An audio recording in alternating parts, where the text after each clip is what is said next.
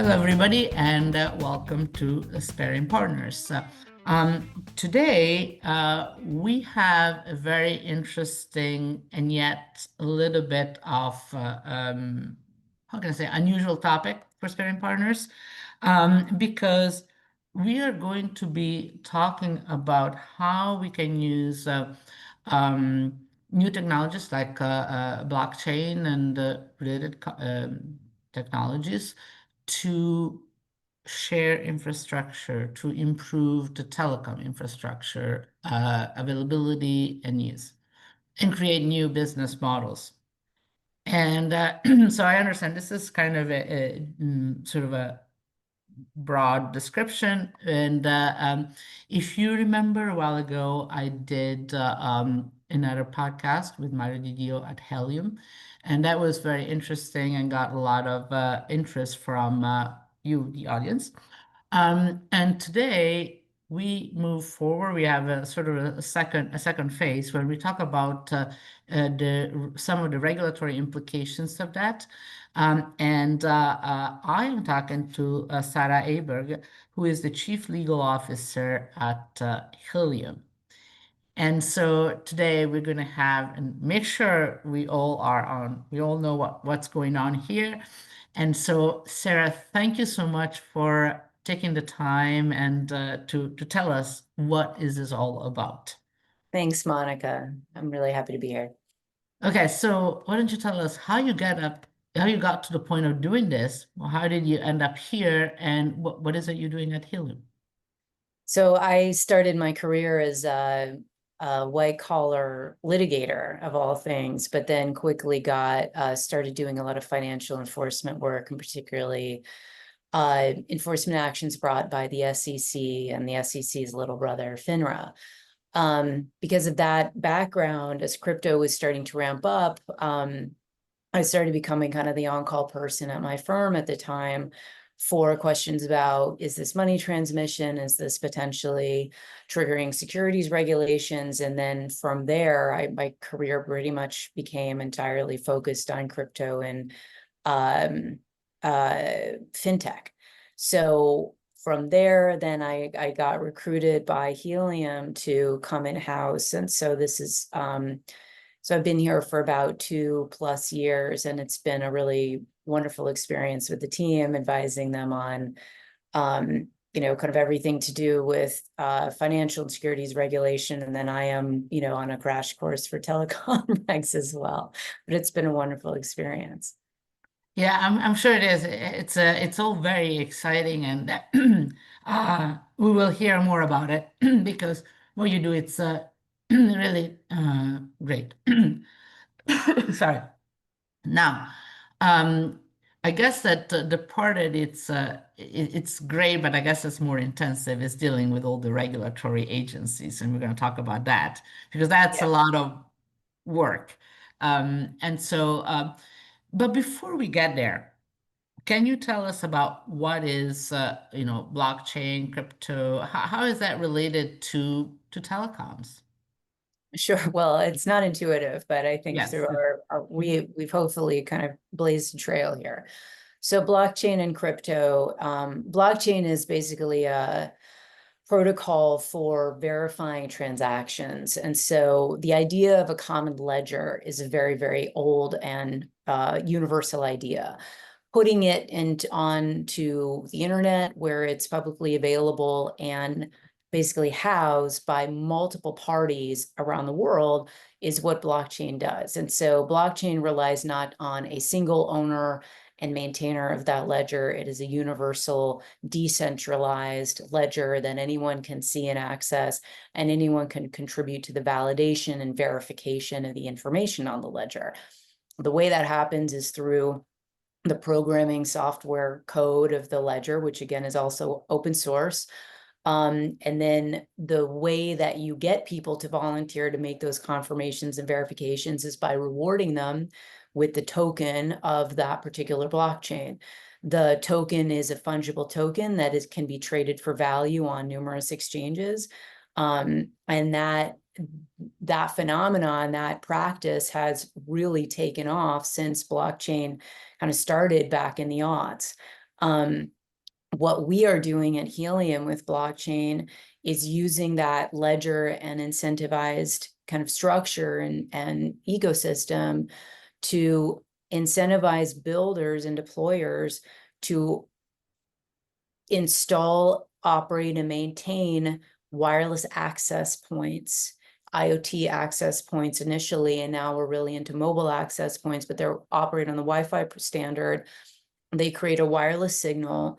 That signal is shared by anyone who wants to use the Helium network in order to, and it creates mobile coverage for mobile phones, essentially, over Wi-Fi.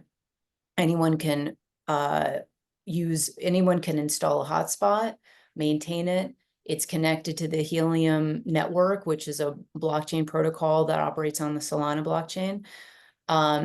And through that, create a wireless signal and be rewarded for the utility of that signal. That could be the strength of the coverage, the longevity of the coverage, the how many times they get used, how many times they get accessed by users. Okay, so before we get more into telecoms, what's the relationship with crypto and Bitcoin? And Bitcoin is like the original cryptocurrency, Right. one of the very first that people could start mining. And the way people earn Bitcoin is by donating, volunteering their computing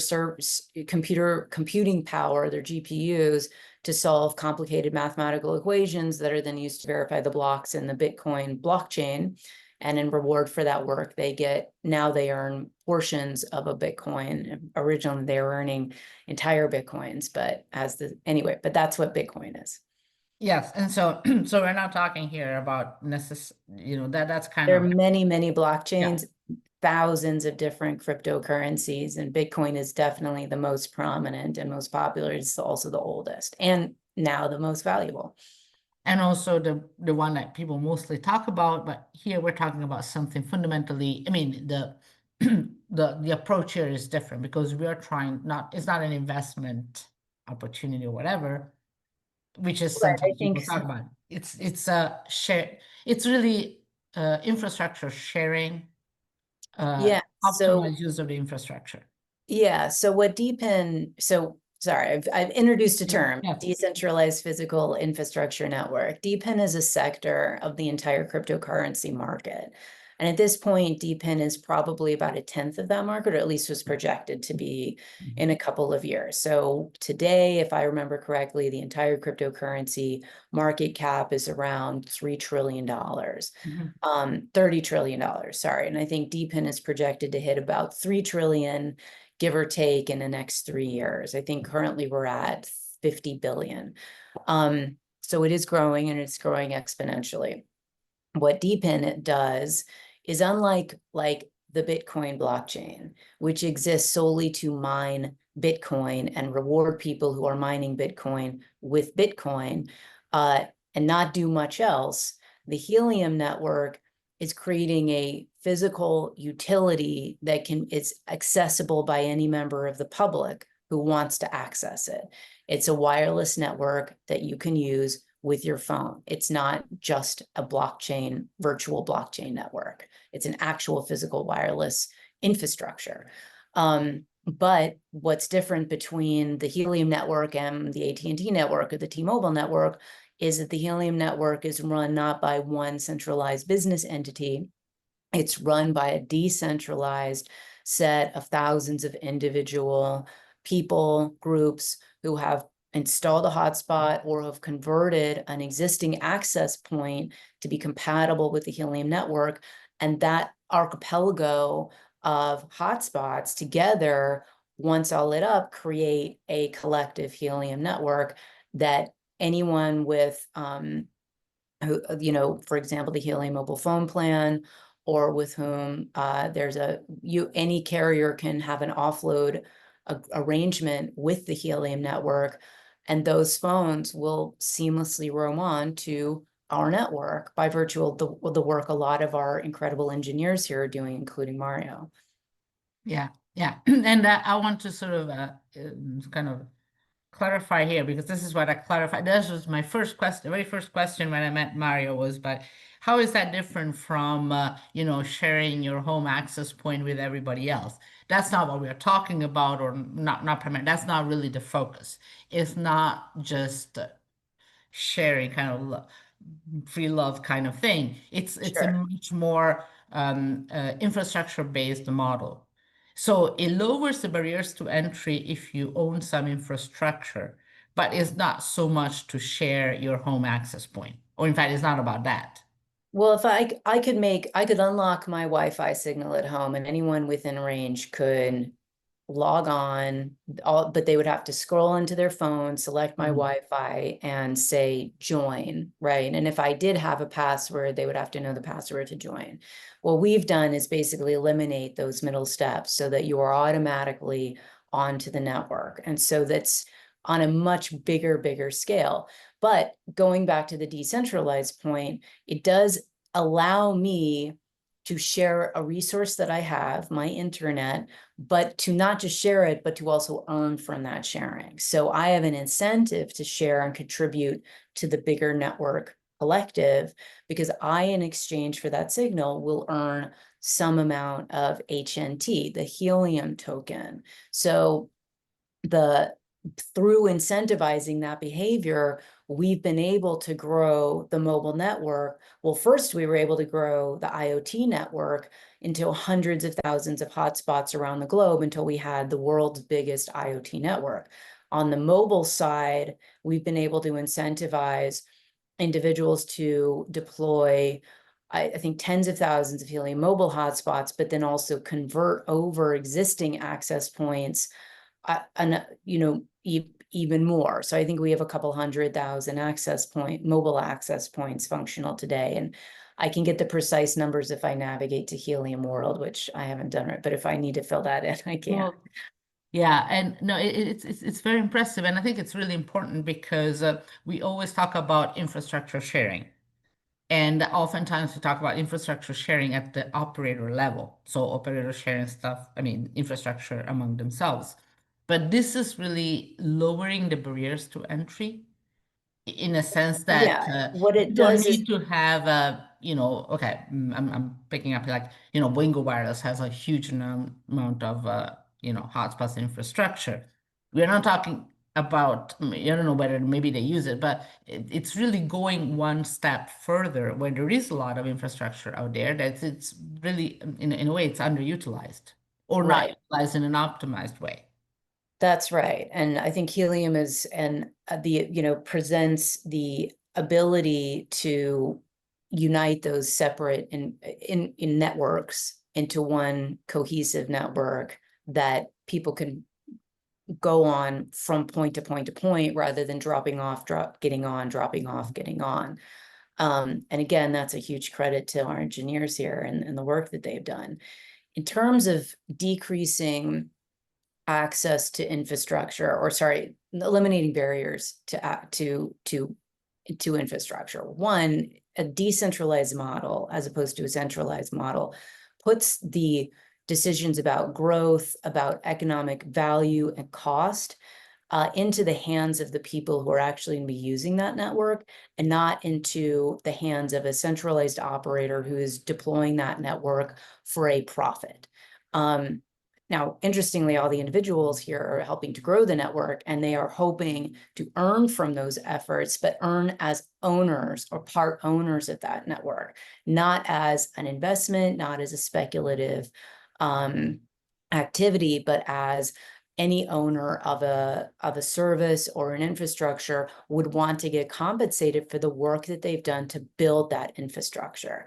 So the huge benefit that a decentralized network has over a centralized network, and like you think about broadband and access to the internet in rural areas, there's not a lot of economic incentive for a large cable deployer or fiber deployer to roll out that to lay the cable and then create a giant cell tower for a small community in the middle of nowhere.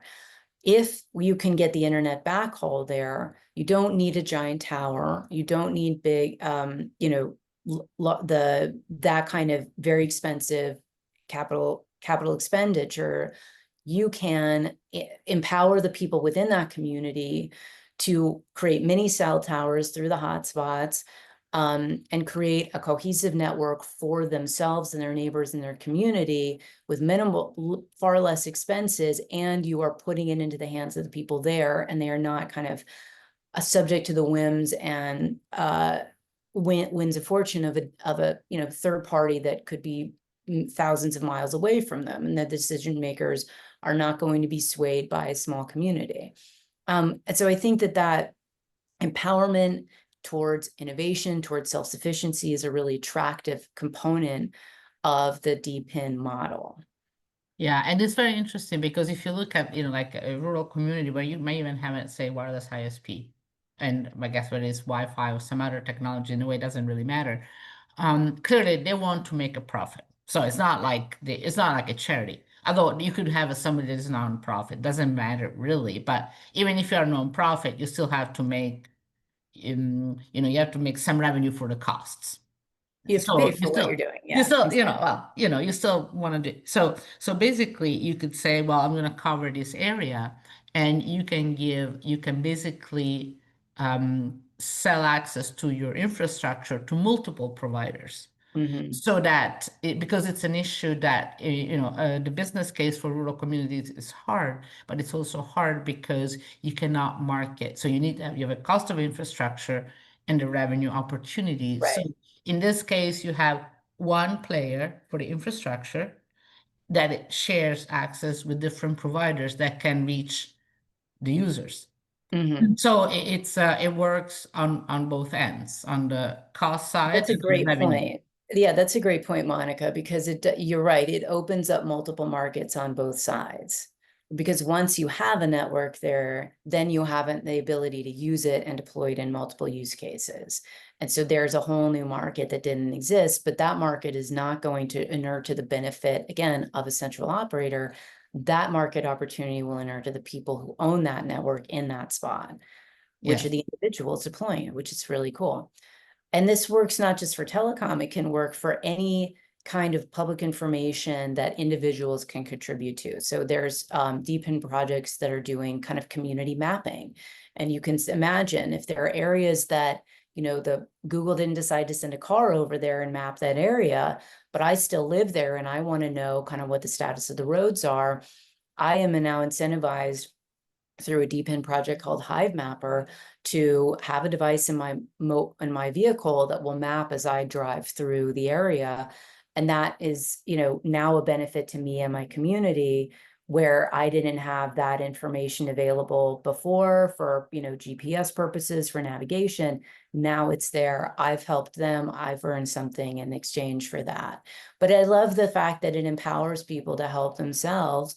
And it's not a pure sacrifice for them. They're actually able to leverage their own experience, their own knowledge, and their own work, and they're helping out the communities at the same time.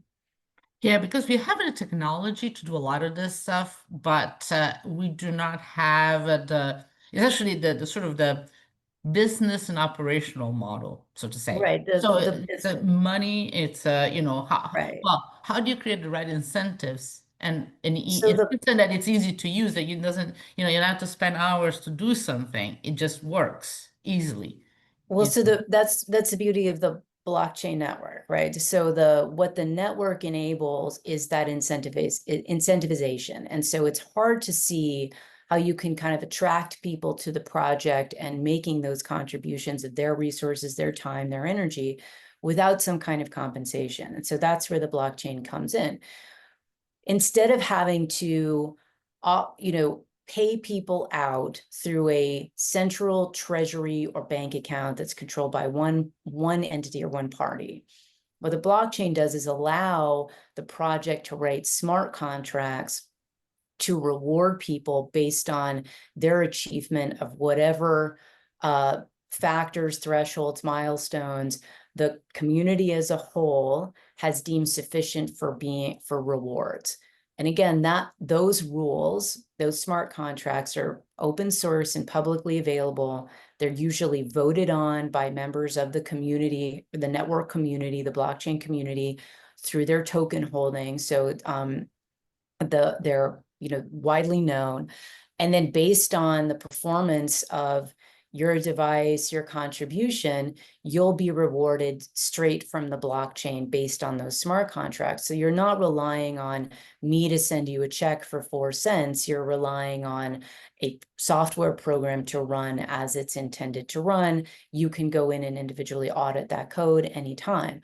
And so the efficiencies that that creates is that, one, we can make very small, not we, but the network can make very small payments very, very frequently, and at, and many, many, many hundreds of thousands of small payments at a time to all the contributors every day.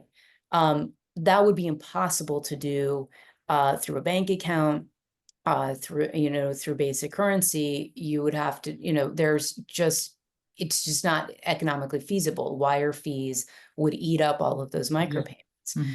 So it's really, so what blockchain does is it opens up this whole decentralized model. It could not exist without blockchain.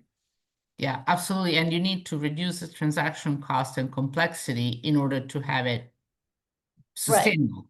right, exactly. And to scale it so it can Yeah. continue to grow and serve the people that use it.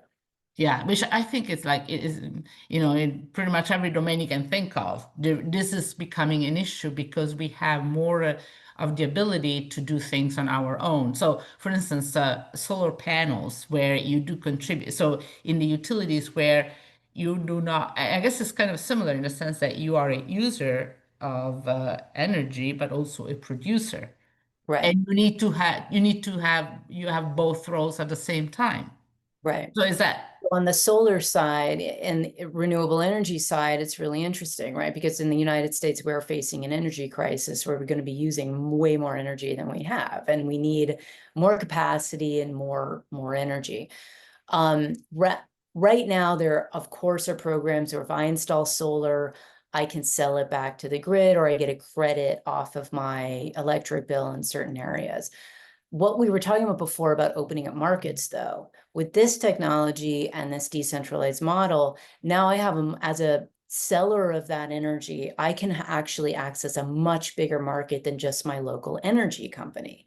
And that's really beneficial for me because now I benefit from my efforts in doing that, far more greatly than I would if I was restricted to selling only back to my energy company, which has, of course, a conflict of interest in giving me the best price, right? Because there's essentially a mini monopoly right there.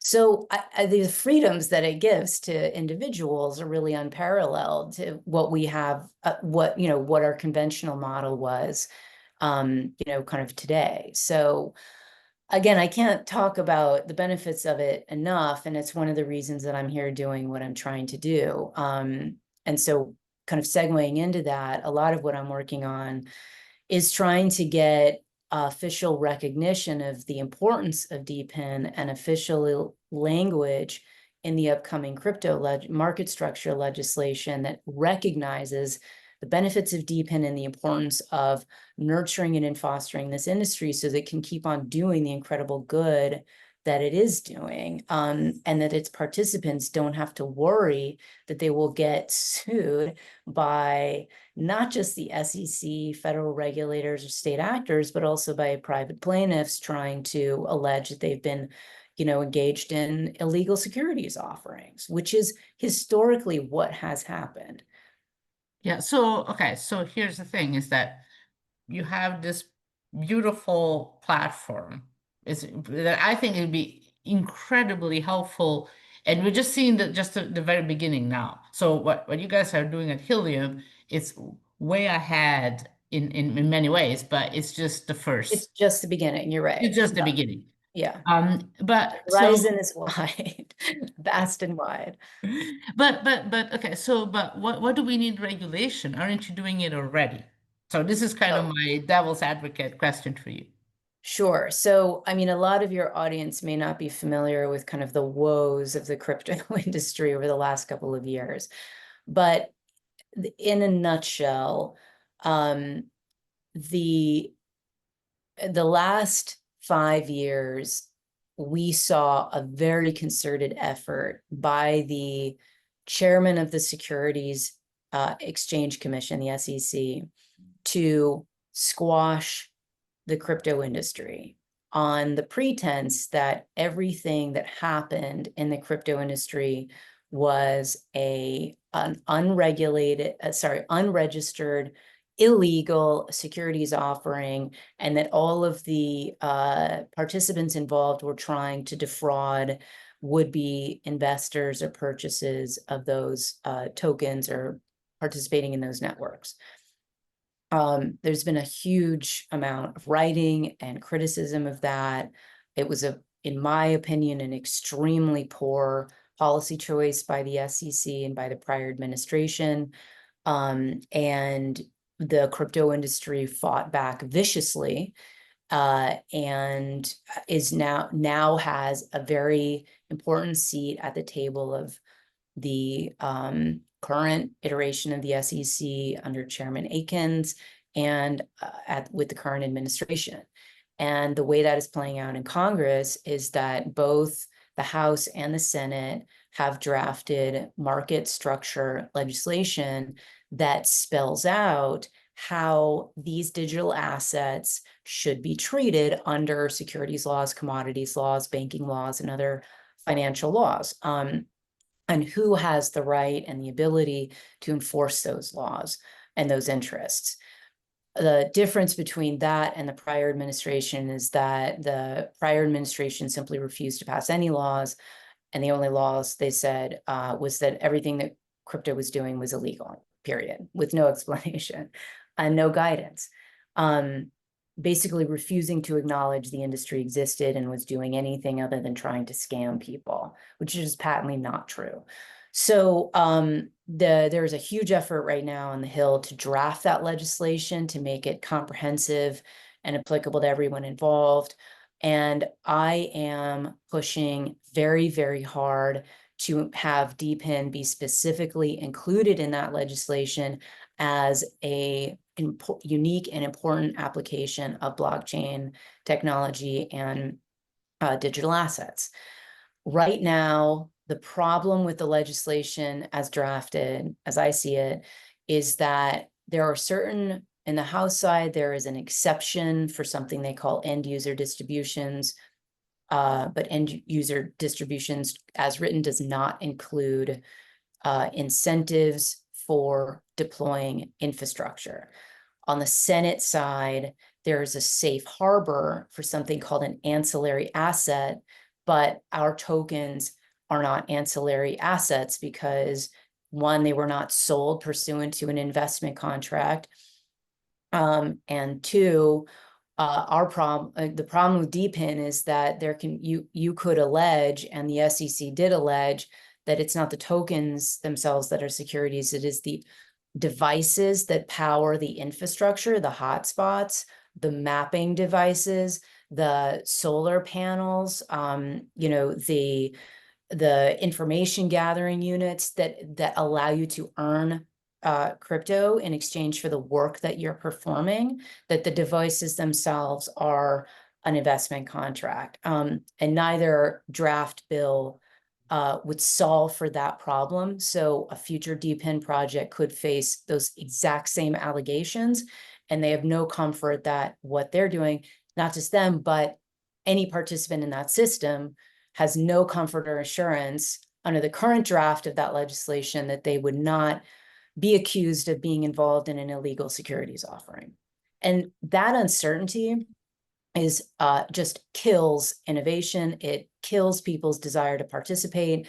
It stifles the growth and the broader acceptance of the DePIN project, and it stops people from wanting to engage, and it stops it from growing. And so it's a real hindrance to the ability for this application of blockchain to take off and realize its full potential here in the States. So that's what I'm really focused on at the moment, and what I'm trying to get policymakers to understand and regulators. Oh, absolutely. And it's really, I think it's really important because, different people can have a different view of how all of this is that, legal or not, whatever. Even if you don't think, even if you think there is a lot of scam, I'm sure there is a lot of, you need to regulate it so that you prevent the scam. So it's not what you think. It's Right. like you So, regulate to and protect yourself. Monica, like in conventional securities, actual securities, not tokens, there's the amount of fraud that's happening Yeah. is, tenfold what's happening on the crypto side. And we have laws for those Yeah. securities, and we know what is fraud and what is not. Fraud is fraud. So the idea that failing, not that passing laws would, engender further fraud, or that passing laws would stop the fraud is just empirically wrong, because the fraud is happening where we have clear regulations, and fraud is happening where we don't have any regulations, and it just creates further confusion. So there's zero reason not to draft those laws and put them into place. Yeah, because then if you have a law, you can sue somebody that because there is a fraud behavior, you can prove it. But obviously, if there is no regulation, there is fraud and not much you can do about it. So I guess it just like it just helps everybody to do I'd things say, properly. let me phrase it a little Yeah. differently than how you Mhm. said it. I would say on the fraud piece, we all know fraud is fraud. It We is. all know it when Yeah. we see it. If I try to take your money and I don't give you the benefit of your bargain, or if I try to steal it from you by lying to you, through solar panels, through Yeah. tokens, through penny stocks, or whatever, that's fraud. We all know that, and there are criminal laws that we can use to prosecute that fraud. The reason we need legislation that explains how these assets should be treated within the market, what rules are around them, that's to prevent one, that's to incentivize engagement, because now people know what to do. There are clear rules of the road, and there's not a confusion about like, well, what if I trip the third wire and I don't even know where it is or Mhm. what it looks like? Mhm. Um, it allows bigger institutions, bigger markets to embrace this kind of technology and get involved, because their risk profiles are going to be very different than a smaller company, right? Mhm. Or a non-public company. And so that's why it's so important that these laws get passed, because they help everyone understand how the market is supposed to function. They help eliminate insider dealing, conflicts of interest that could be exploited. But in any event, I think that's what the ask is. And that's why for us on the DePIN side, it's so important to get specific language about our technology and ensure that it is covered by this legislation, because absent that certainty, I could easily argue that it was deliberately excluded, and there are still no rules around what I'm Yeah. doing. I'm still open to those allegations that stifle innovation and adoption. Yeah, and I guess that if you take it into the wireless industry, you can imagine that for me as a access point provider, well, I say, well, whatever. But if I'm an operator, unless it's covered by, unless I can cover my back, I'm not gonna go there. I'm not gonna touch it. I may think it's too much of a risk. More Yeah. importantly, or just as importantly, if I want to use that blockchain, I want to use that network. I'm a carrier, and I need additional capacity for my own subscribers. What I want, the Helium network is open and available, but it's crypto. I don't want to have to get involved, because it could be it could be very detrimental to my business if I get caught up in some kind of Exactly. securities fraud allegations or illegal securities offering allegations. So I'm not going to utilize that network. That stifles the growth and the utility of the network. That stops it from kind of realizing its full potential. The Helium network has the ability to link all of these discrete networks, right, and make them internal, mutually compatible, so that, like I was saying before, there's not this on, off, on, off, on, off. But that requires carriers and users of the network to agree to do that, that their users will be able to use it. If they don't want to do that because they're afraid the rules around crypto are too vague, then that we're losing a potentially really beneficial application of the network that could help, even save lives. First responders are trying to use these networks. Yeah. So when you look at it, it just seems like, if you're making all the new legislation to cover this, why not be more inclusive? Especially since this is something that it's developing. So it's DePIN, but it could be something else as well. So you'd think that the legislation, you want it to be as open as possible to encourage innovation. So what's preventing it from happening? It seems like, you should go there and say, well, you should include this and say, oh, sure, go ahead. Well, I mean, I have asked that question many times, and I am just going to continue to push for that language to be included as much as I can. I mean, the one good sign we got last week actually is that the Senate Banking Committee, which is currently working on their draft, issued a request for information, and among their many requests, there was one specifically asking if they should address DePIN in their legislation. And that is the first official statement I have seen from policymakers acknowledging that it actually exists and maybe deserves to be mentioned and defined in the legislation. So I will probably take at least a tiny bit of credit for that. I'm very happy to see it, and we are preparing our response now. And so hopefully that is a sign of better things to come and more clarity for this special industry to come. Absolutely. Well, we should catch up and hopefully it all works well, because I think it just seems like such a huge because this is the kind of technology that would really help, because you can have 5G, 6G, Wi-Fi 7, 8, and whatever. But oftentimes what happens is that you do need to have the business model to support the technology. Technology in itself doesn't do anything unless you can use it efficiently. And this is really like a great way to address that kind of issues in ways that, we've been discussing. How many years ago we talk about how to share infrastructure? Everybody's Right, scratching their head and nobody really succeeding. We've seen right. a lot of attempts and they all kind of failed. Well, hopefully, we're doing our But best. absolutely. Well, Sarah, thank you so much for sharing the insights with you, and keep Thank us you, up to Monica. date, and hopefully everything will work out fine. It's been a pleasure. Thank you. Thank you, Bob. And thank you all for listening in. And do subscribe to the feed and let people know about Sparing Partners if you enjoyed it. Thank you so much.